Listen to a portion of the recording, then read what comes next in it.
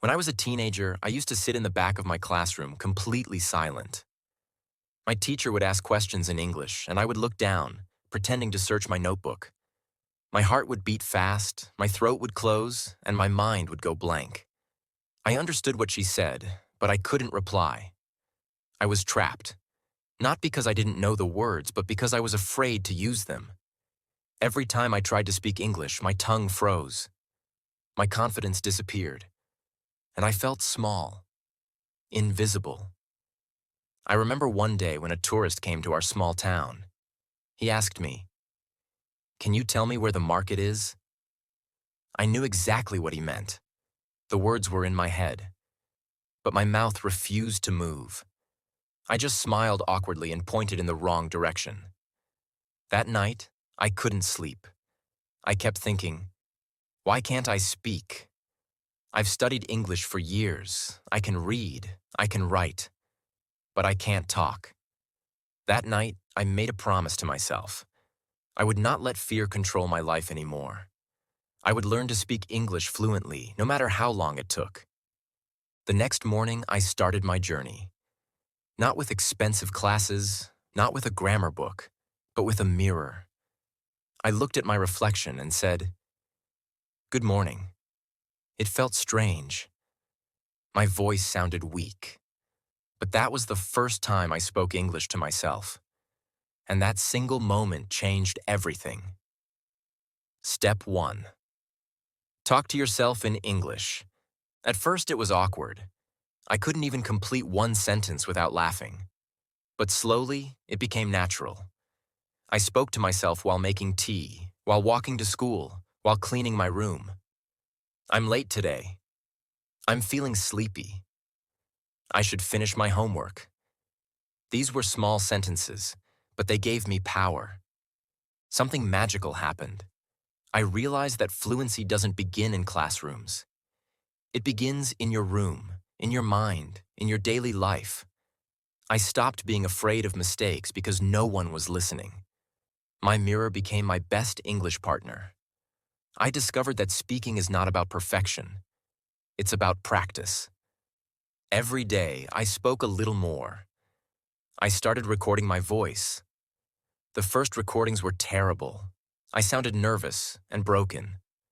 But after a few weeks, I could hear the change. My sentences became smoother. My confidence started growing. That's when I understood. Fluency is built in silence, not in fear. Step 2. Learn in phrases, not words. In school, I used to memorize hundreds of words. Apple, beautiful, important, challenge. But when I tried to speak, my mind couldn't connect them. So I changed my method. Instead of learning single words, I started learning phrases. Small groups of words that real people use every day. I learned to say, "Can I help you?" instead of just "help." I learned "I'm not sure" instead of "sure." I learned "it depends on the situation" instead of "depends." It was like discovering the secret rhythm of English. These small expressions gave my speech a flow. I didn't have to think about grammar anymore. The sentences came out naturally. My brain stopped translating. I started to think directly in English.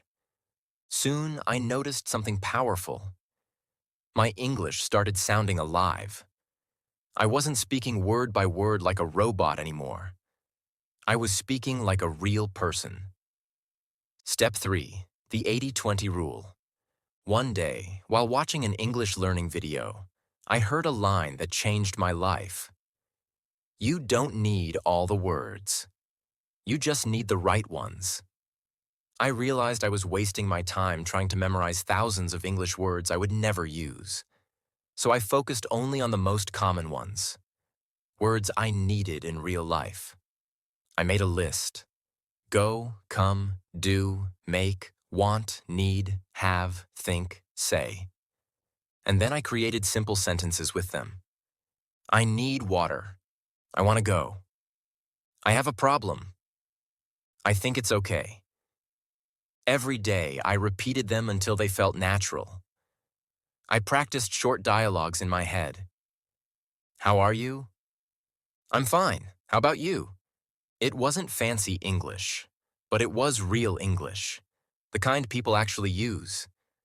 Within a month, I could handle basic conversations easily. I stopped trying to sound perfect. I started trying to sound real, and that made all the difference. Step 4. Listen and speak together. At this point, I realized another truth. My ears were lazy. I could read English, but I couldn't hear it properly. When native speakers talked fast, I felt lost. So I started training my ears and mouth together. I called it my ear-mouth connection. Every morning I played short English clips, movie dialogues, YouTube speeches, even cartoons. I listened carefully, then repeated them out loud. I didn't just repeat the words. I copied the rhythm, the tone, the emotion. When the actor said, "What are you doing?" I said it exactly the same way. Fast, natural, emotional. Not, "What are you doing?" but, "What you doing?" That was when I realized English is not only a language, it's music. It has rhythm, melody, emotion. Once I started copying that music, my English became more natural. My friends even said, "Your accent sounds different." That small compliment felt like a medal. Step 5. Shadow the natives. Then came the most powerful technique of all, shadowing. It means speaking together with native speakers like a shadow that follows their every move. I found a short scene from the TV show Friends. I played one sentence, paused, and copied it. Then again. And again. Rachel said, "Oh my God, you're not serious." And I repeated, "Oh my God, you're not serious." With the same emotion, same speed, same laughter in my voice. I practiced 10 times, 20 times, 30 times. My tongue hurt, but my English started flying. I wasn't studying anymore. I was performing. Shadowing made me faster, smoother, more confident. It made my pronunciation sharp. I started recording my voice beside the native audio and comparing both. At first, mine sounded flat, but slowly, it began to match. I was no longer afraid of speaking fast. I was no longer afraid of mistakes. My English was becoming a part of me. Step 6. Think in English. This was the hardest step, because for years, my thoughts were in my native language. Every sentence had to travel from my brain to my native language to English, and then to my mouth. It was slow, painful, exhausting. So, I decided to stop translating. I started thinking directly in English. When I was hungry, I didn't say, "I'm hungry" in my native language first. I just thought it in English. When I was angry, I told myself in English, "Calm down." When I walked to school, I described what I saw.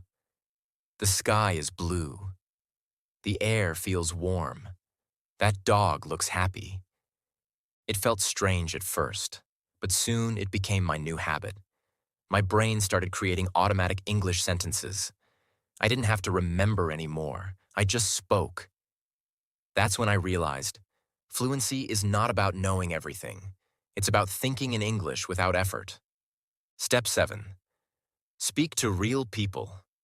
I knew I couldn't become fluent alone forever. So one evening, I joined an online English speaking group. At first, I was terrified. My hands were shaking when it was my turn to speak. I said only a few words and went silent. But nobody laughed. They encouraged me. They listened. That gave me courage. I started joining every week, then twice a week, then daily. I made friends from other countries, Japan, Brazil, Egypt, Spain. We all had different accents, but one dream, to speak confidently. One night, a woman from Germany told me, "You speak very naturally. Are you a teacher?" I smiled. That was the moment I realized. I had become fluent. Not perfect, but fluent. I could express my thoughts, tell stories, ask questions, and even make jokes. I didn't need to be afraid anymore. Today, I work in a company where English is the main language. I talk to clients from different parts of the world. I give presentations, lead meetings, and even train new employees. Sometimes people ask me, "How did you learn to speak English so confidently?" And I tell them, it wasn't magic. It was steps, simple steps, repeated every single day. Talk to yourself, learn in phrases, focus on what matters. Listen and speak together. Shadow the natives. Think in English, speak to people. Fluency isn't a destination. It's a journey from fear to freedom, a journey from silence to expression. I didn't learn English to show off. I learned it to express myself, to connect, to share, to open new doors in life. And that's what I want for you. Don't wait for the perfect time. Don't wait for someone to push you. Your English journey begins now, with one small step, one sentence, one voice. Remember this. Every fluent speaker you admire once sounded broken. Every confident speaker you hear once hesitated. Every perfect sentence you hear once started with a mistake. So don't be afraid to sound imperfect. Be afraid to stay silent. Because silence kills fluency faster than any mistake. You have everything you need. Your voice, your passion, your purpose. Start using them today.